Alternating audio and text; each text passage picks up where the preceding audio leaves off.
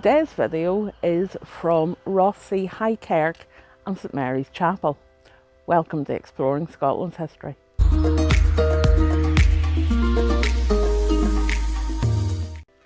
An old kirk and graveyard is a really fantastic source of social history in any place you go to. No less this one. There are some very, very interesting historic figures were buried in this graveyard. This present building is from 1797. Next to it, there's St Mary's Chapel. It appears to be an early 14th century structure. It is thought it may have had cathedral status. Two bishops of Sodor and Man are buried here. The Isle of Man is its own diocese, but up to the 1300s it was actually part of the Hebrides. In 1692, the church was pretty much demolished in favour of a Presbyterian design. This, in turn, was demolished for what we see today. Within St Mary's, there are various familiar bits and pieces. There's a piscina for washing the communion vessels and an umbre, which is basically a cupboard in a wall. What we don't know about St Mary's are the tombs and graves that lie within. Clearly there is a knight's tomb. It's said it may have been for Robert II, although he would eventually be buried at Scone. We don't know who it represents, but it was certainly a Stuart of royal blood. Opposite that there's a lady's tomb, and she also is a mystery. On the floor there are West Highland effigies, and we don't know who they are either. So unfortunate.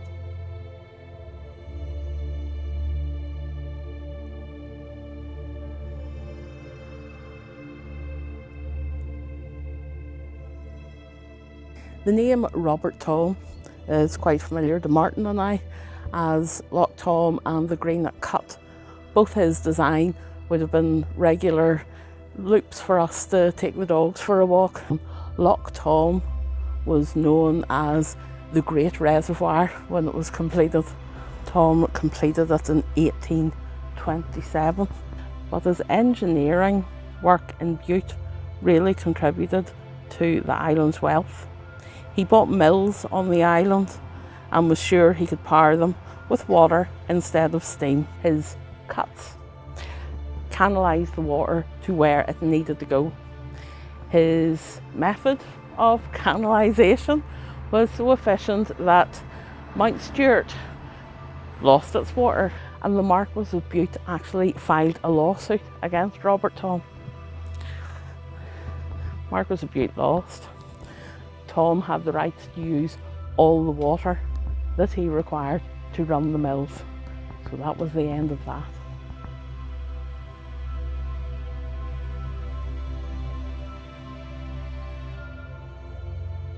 I think the thing that is worth noting of Robert Tom's achievement is that he managed to canalise all the water on Bute and get it to where it needed to go for what was a measly £120,000 in today's terms.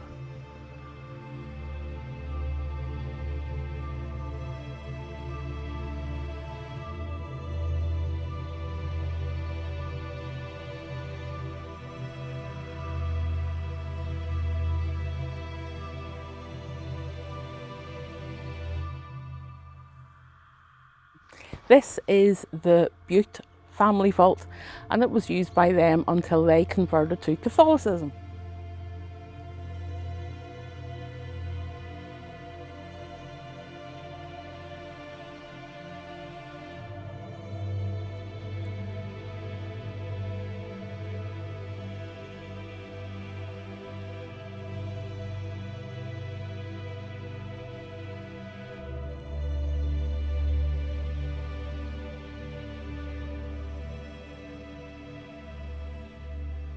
We will look at them more closely afterwards, but obviously this is the graveyard, and as we spin round you should be able to hear the water down there. That is actually one of Tom's cuts.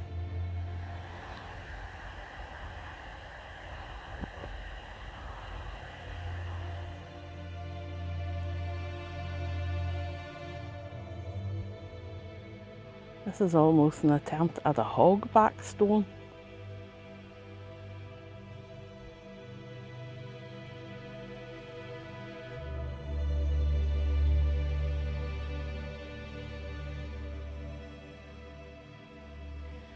There are a lot of very Victorian and very rich looking graves here. Quite a lot of them from the farming community, so it's obvious that Bute as a whole carried quite a strong farming community in the day. But there's a headstone up here. James Duncan. Where do you see this? Wow! It's taller than me. As you can see, everything around it is the very traditional Victorian headstone set into the wall. And then we have James. We'll tell you about James.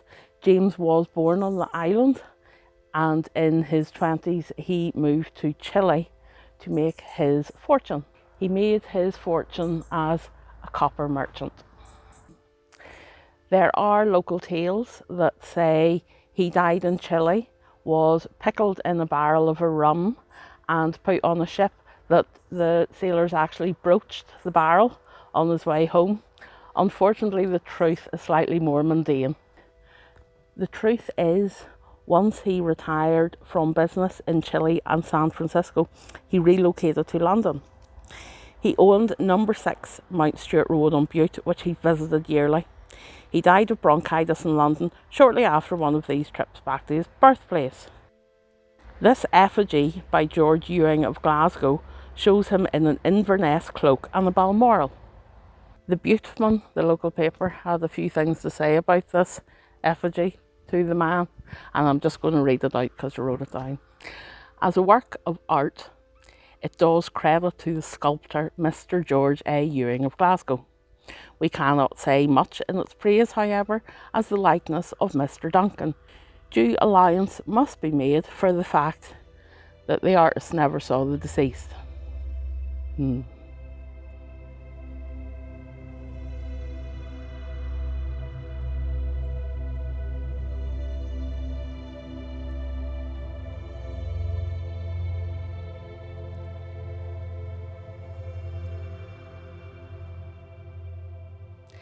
This is the headstone of Emily Bowers. Underneath there is a dedication to Henry, her son. Her son died on the ill-fated Antarctic expedition with Scott. Henry was known as Birdie. He died at 27 in 1910. When the tent was excavated that the explorers were in, Scott was lying in the middle and Henry lay at one side of him. They also found this compass, and it is in Bute Museum. I'll put a picture of it up now. He was one of the last of the 3 to die on the expedition, and it's not unusual to find him beside Scott, as Scott said that his zest for exploration was exemplary. He described him as a treasure and said his ardour was inspiring.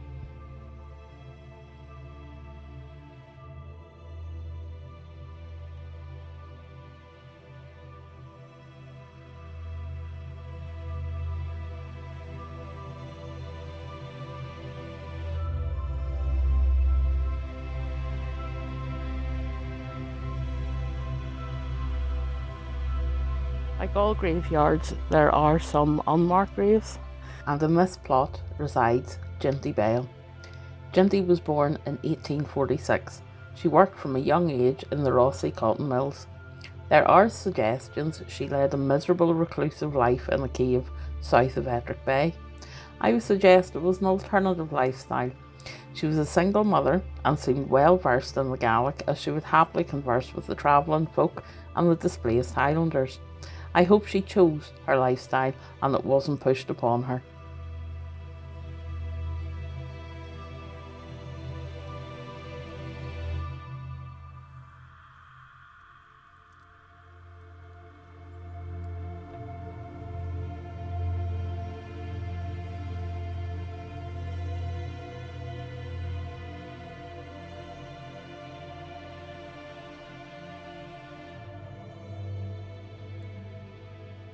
This is a pre-Raphaelite headstone, I don't know. It belongs to Edward Latrobe Bateman, a minor artist of the pre-Raphaelite school.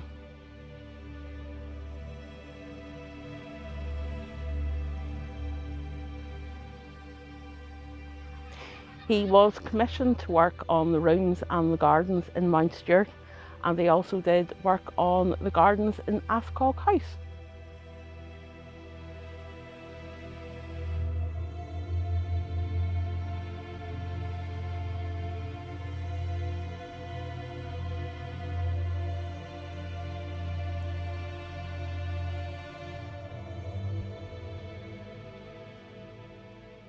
The orphanage was founded in 1882 by the Marchioness of Bute. It was for Catholic orphans and was run by the Sisters of the Society of the Sacred Heart. It ceased operation in 1930.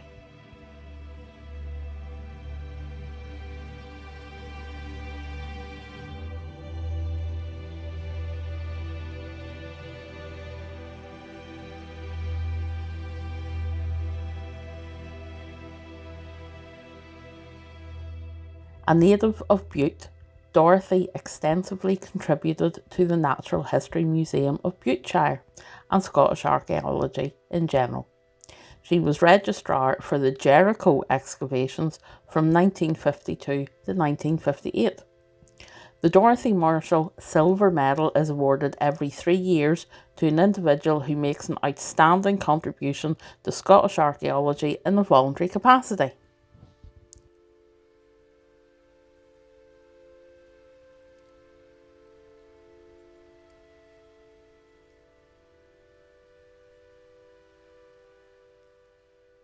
We now are at the headstone of Sir William Maxwell. William was a champion of the cooperative movement in Scotland. He spent 4 months walking Northern Ireland and England with itinerants and factory men who had been put out of work. He therefore devoted the next 30 years of his life to improving the lot of ordinary people. He, his personal views, felt that peace could be achieved if workers felt comfortable in their daily practices. He moved to Bute, Rothesay in 1904. He was pretty much shunned by the people of Bute to the point that no one would bring his furniture up from the pier. That was a bit rough.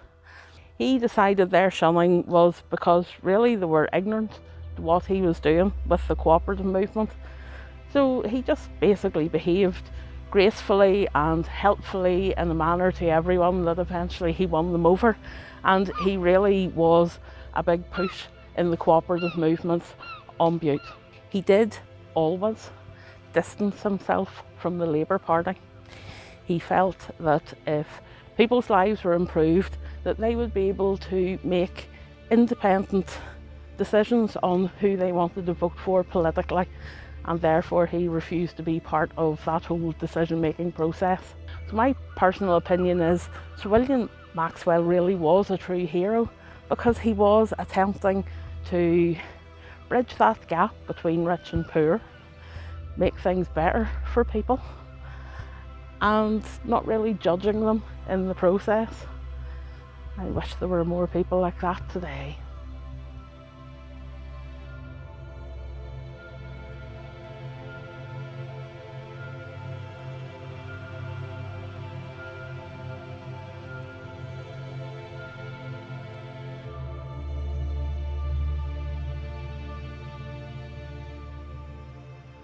So that was a good delve into the social history of Rothesay. If you enjoyed the video, please like, subscribe and leave a comment. If anyone would like to support the channel further, there is a link to my Ko-fi page in the pinned comment. Until next time, thank you for watching Exploring Scotland's History.